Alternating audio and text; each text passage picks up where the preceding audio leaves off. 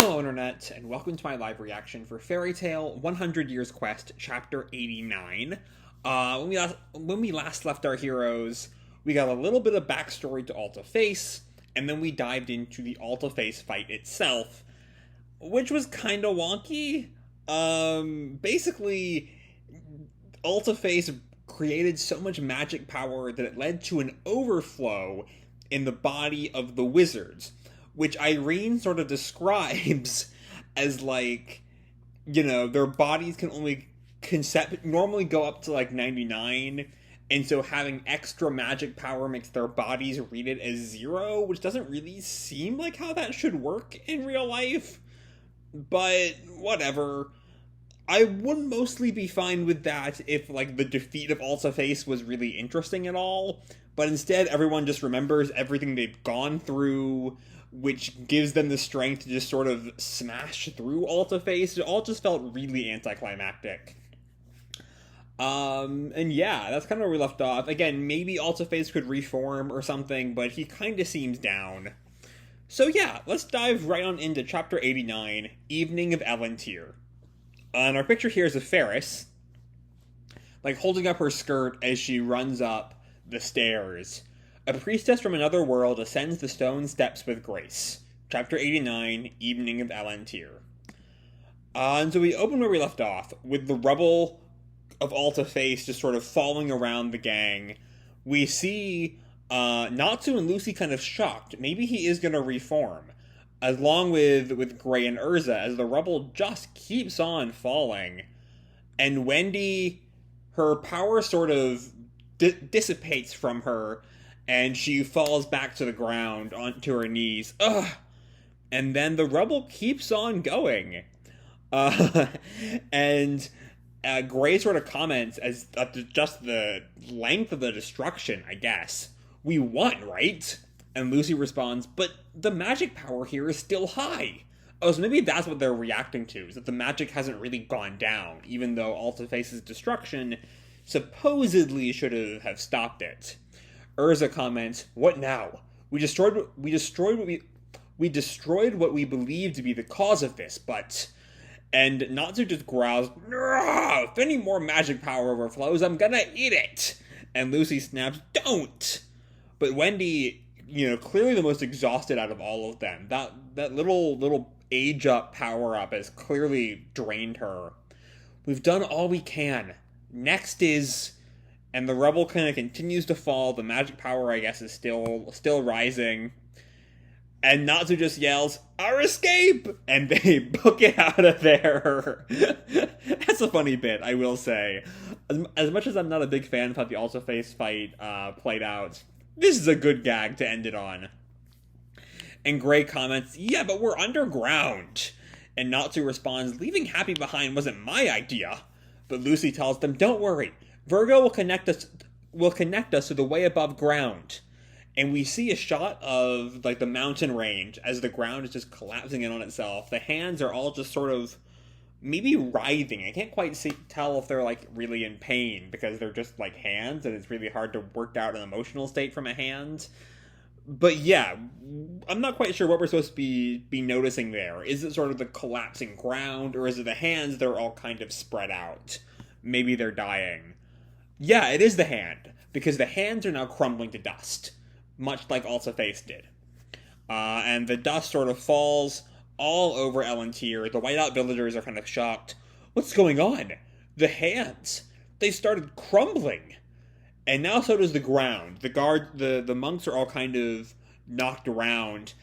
Meanwhile, Happy and Carla are watching this. Natsu and the guys, they've done it, I'm sure.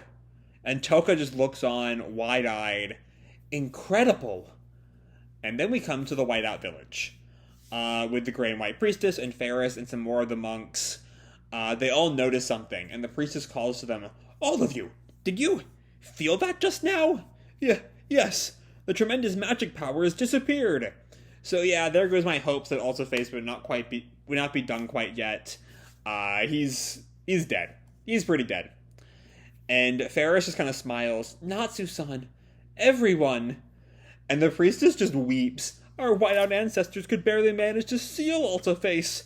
I never imagined those children to... Because, yeah, they just sort of tackled him and then he crumbled to dust. It was really, really anticlimactic. But anyway, the priestess sort of focuses, no. Moreover, now we must stabilize the world's magic power. Ma'am, let us begin the whiteout ritual. Everyone, gather your prayers. And we see a whole bunch of the monks and priestesses all kind of gathering in this giant magic circle. We will use the power of whiteout to harmonize the world. And the light we see this pillar of light emerge from the shrine they're all in. And people around Elentir see it. This is... And we see the surviving hands, I guess some survived, somehow, just crumble to dust in the face of the whiteout light. As they are just sort of representations of magic. And with no more magic, they are gone. And the people...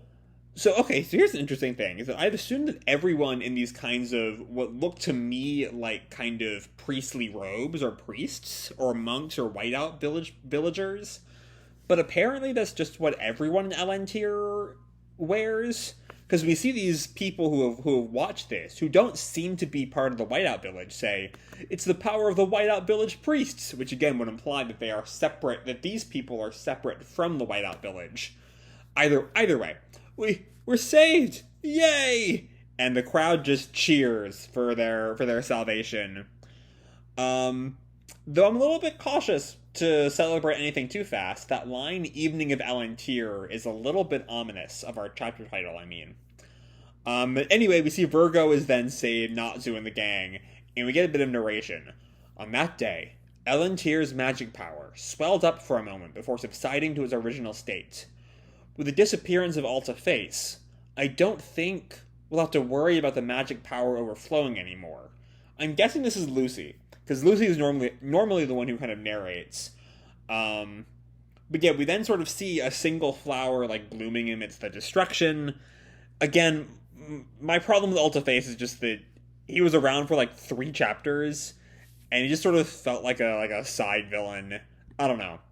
Anyway, still, to maintain the peace and stability of magic power, the people of the Whiteout Village is still needed, and everyone there will be busy for a while. By the way, the ones who were doing bad things under Selene's name were from Elentir to begin with, and were judged and imprisoned according to Elentir's laws. And we see Mimi and Hakane and Yoko are now kind of imprisoned. This really is starting to feel like the end of an arc. Like, this feels like some narration to sort of wrap everything up. Which maybe Evening of Elentir is just the end of the gang's time on Elentir. I mean, with Selene and Suzaku on another new world, maybe the gang is leaving Elentir. Anyway, this panel here, though, kind of reminds me that we've seen really nothing of Elentirian culture. I saw, when we saw Touka earlier, I had a thought, like, what are Elentirian exceeds like? We haven't even seen any of them besides for Touka.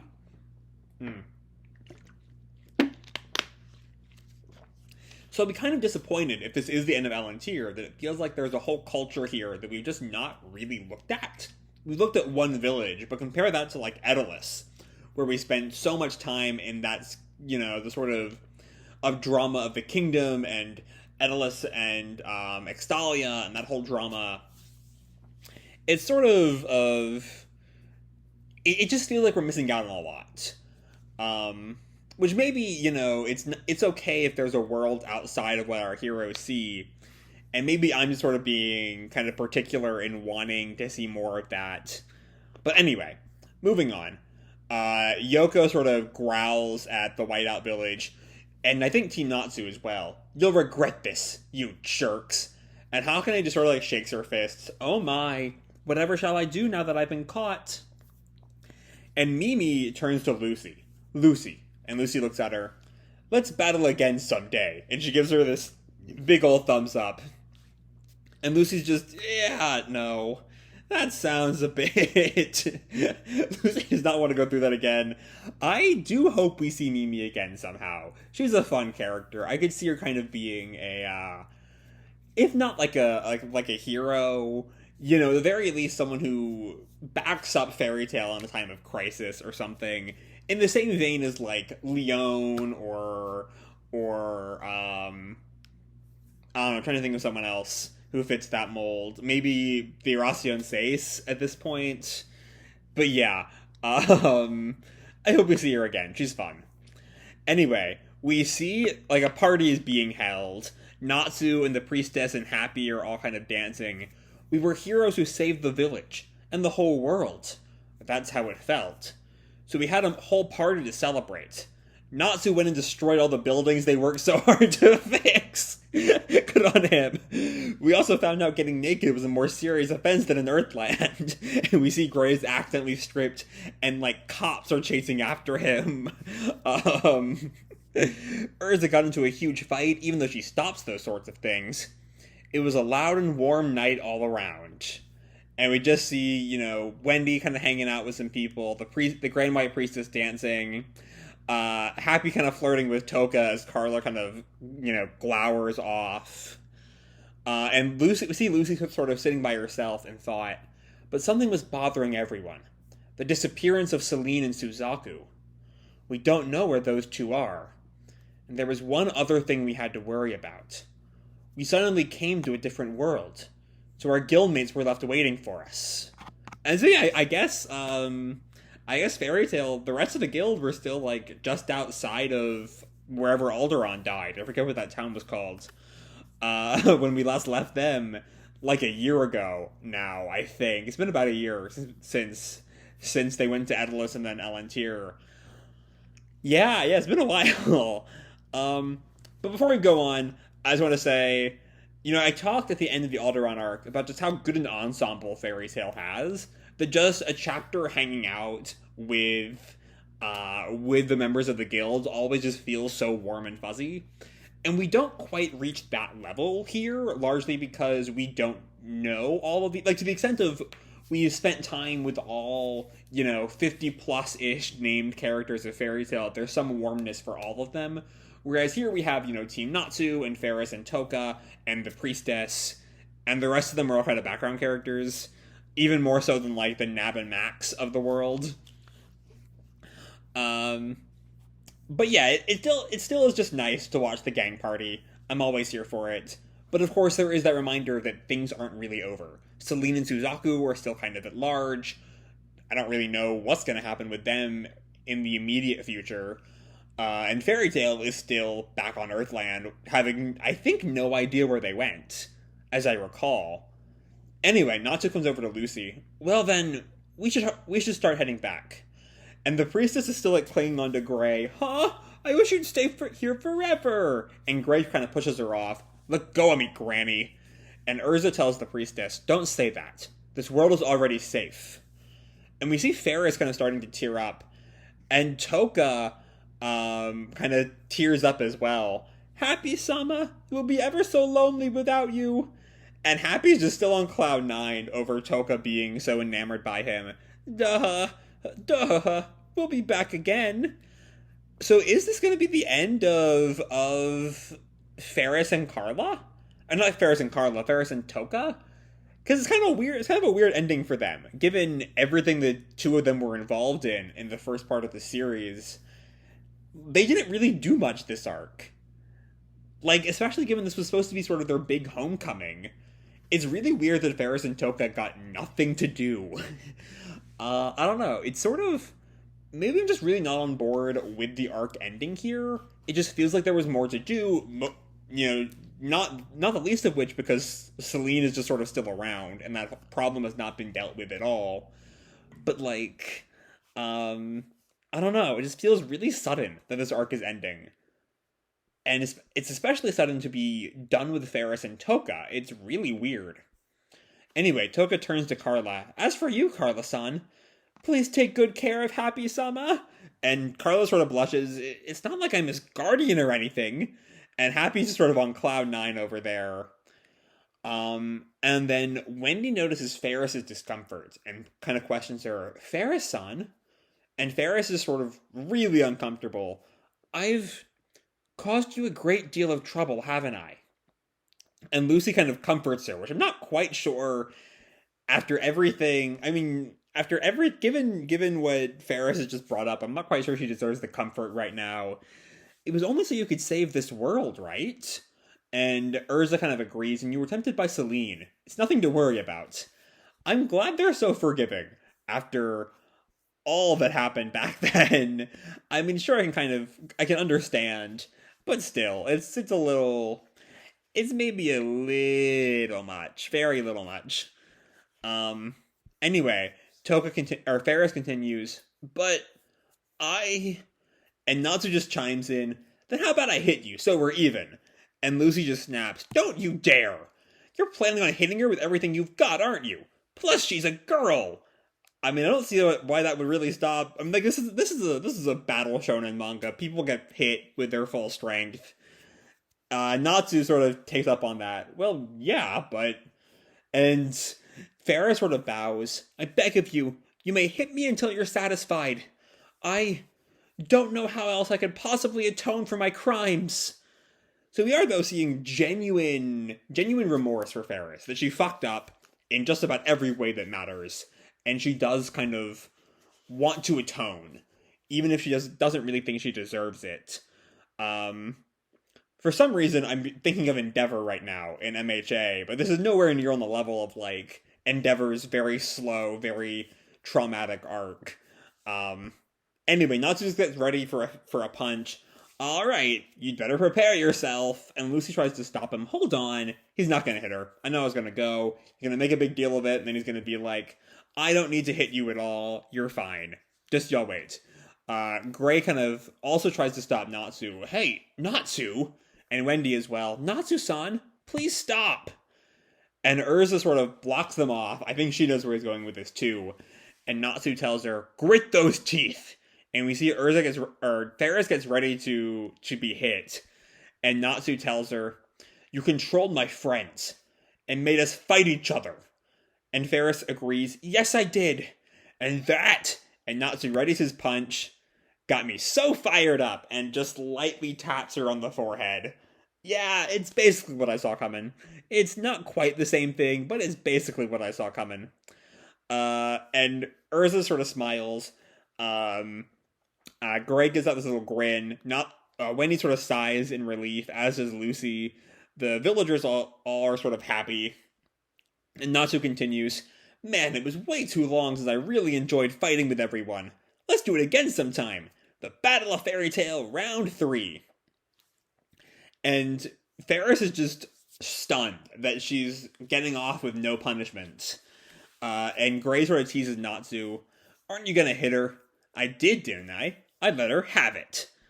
And then the tears start to flow from Faris, and Natsu looks at her. I said, thank you, from the heart. And we see Faris, specifically with her fairy tale seal, back when she was, like, pretending to be a guild member. Why are you even thanking me? I don't understand you. And Natsu just laughs, ha ha ha ha ha. And Lucy just sort of sighs, that's our Natsu. And so all of us return to Earthland, to be continued. And yeah, I guess that's if not the end of the Selene arc, I get at least the end of the Elentir arc.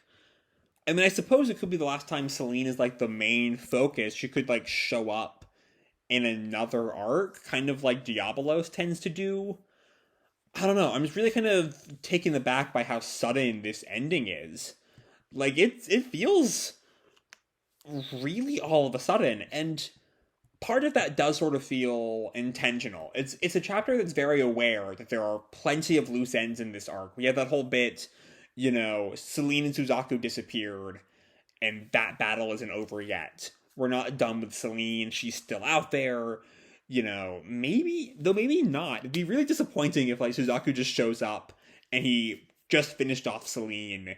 Because, we saw Selene sort of slink off in the Aqua era, and then Suzaku just follow her, and I guess pretty easily could have killed her at that point, maybe.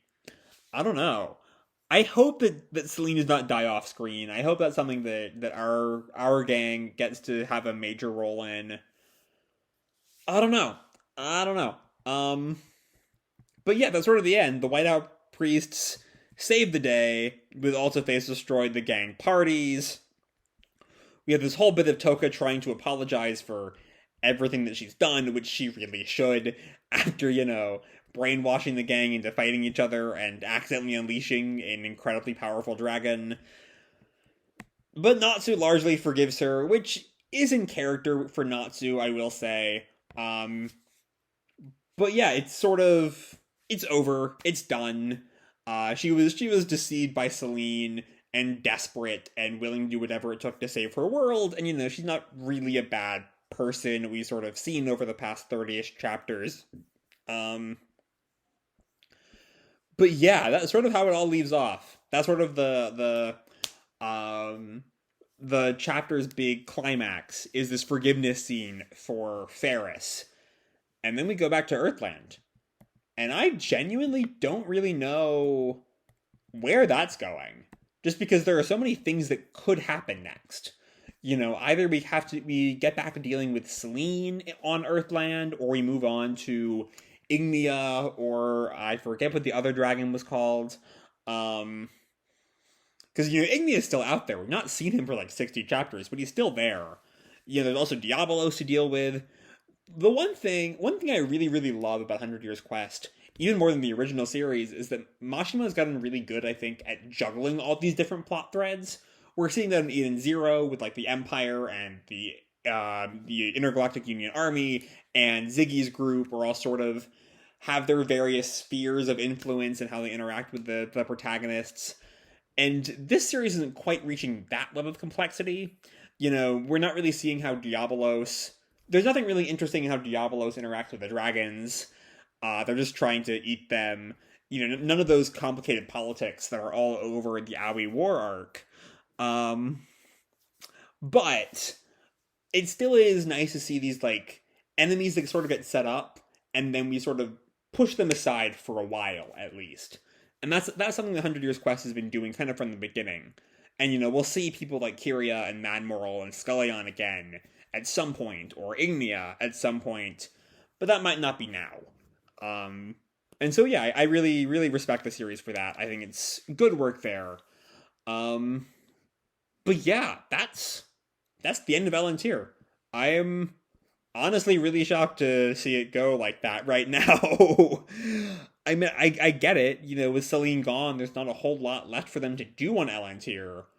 But it still does feel kind of sudden, and there's not even any kind of cliffhanger to sort of tease us as what's going to happen on Earthland, so I'm really in the dark as to what Chapter 90 is going to bring. But I hope it's good. Obviously I hope it's good.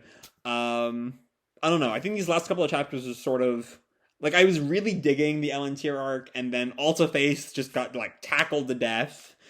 And then this sort of whimper of this again. Something about this ending just felt kind of odd to me. I don't know. But either way, I'm hoping I'm down with the next chapter and what comes next more than I was the past couple of chapters. But that might just be me. Maybe I'll like it a lot more than I did. I still did like there's still plenty here to like. I want to clarify. I'm not saying this is a bad chapter. I'm saying that it's just a little odd for me, I guess. But yeah, that's all I gotta say for this chapter. Hope you all enjoyed the chapter and the video itself. If you did, feel free to drop me a like or subscribe. Do whatever makes you happy, And remember, your life is your own, okay? Bye!